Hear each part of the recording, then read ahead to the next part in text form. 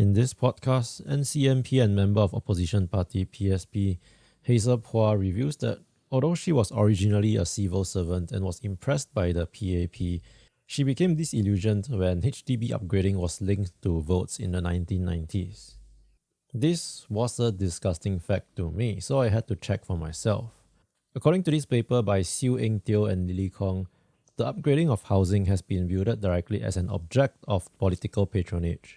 In 1985, Mr. Teh Cheng-wan, then Minister for National Development, expressed the view that those who supported opposition parties would be discriminated against in the delivery of some public estate maintenance services, and that in 1992, Prime Minister Goh Chok Tong made public the government's intention to link the choice of housing estates to be upgraded to the strength of votes for the PAP in the general elections.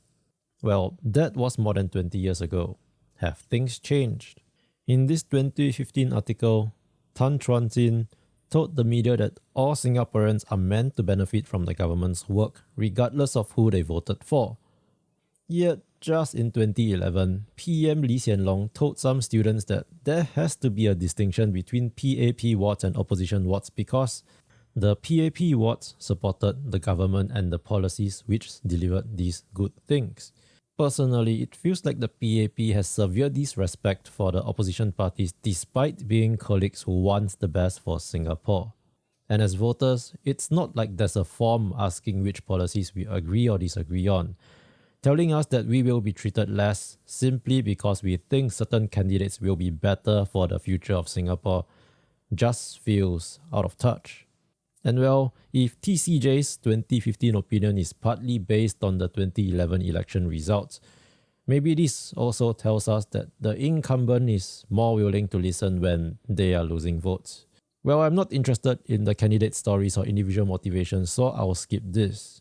And you should watch the podcast yourself. I'm only interested in the processes and how opposition parties contribute to the political system.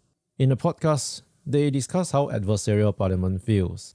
Citing the Cantonese remarks made by another MP to Leong Man Wai, Phua thinks that this greater polarization in politics could be due to greater uncertainty as Singapore has always developed by learning from other countries. Now that Singapore is more developed, the road ahead is less clear.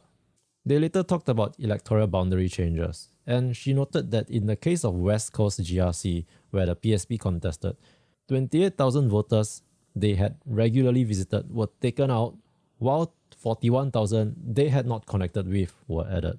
Because opposition parties already have a lack of resources, the changes make it even more difficult due to the lack of time. Phua thinks there are two major roles opposition parties play.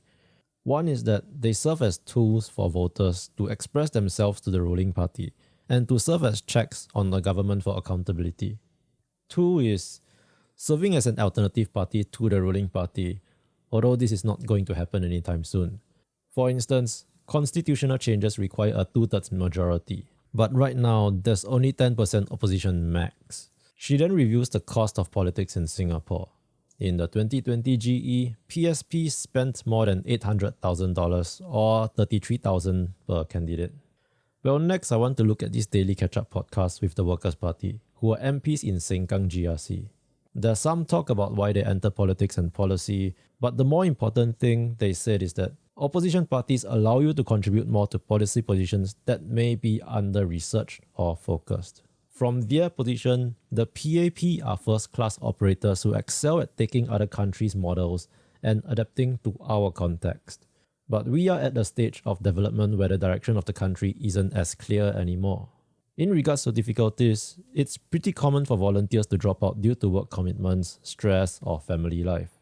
And there are still people who think that helping or voting for the opposition may disadvantage them somehow, like not being able to get a BTO. Such as in the case of their older parents, there's an impression that you might go to jail or made bankrupt somehow. And being on opposition, becoming MPs, much less a ministerial position, is something that is generally not even expected to happen. In the case you do become an MP, there's nobody to teach you what the job entails. Though in the case of the Workers' Party, they do have people they can learn from. And although they are part of the town council, they still find themselves limited since, for example, they don't have access to CCs or public facilities to run events. And even for things like when new bus interchanges or CC start operations, they don't have early access to this information. And as the podcast hosts point out using an example of seeing the PA and residents network posters instead of town council posters, it feels like the government is limiting exposure to opposition politicians. Despite serving as MPs, opposition politicians hear the budget at the same time as regular citizens.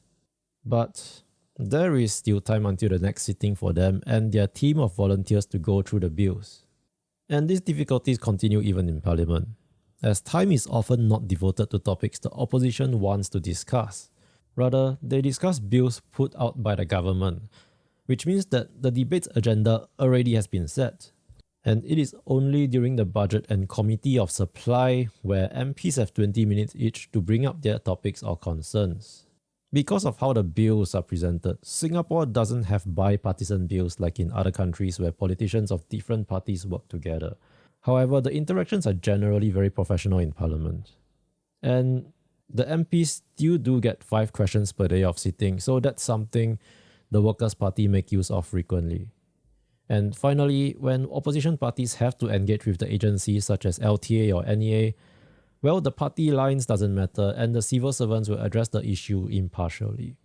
And that's about it for what I want to know. For the candidate-specific interactions, do watch the podcast yourself.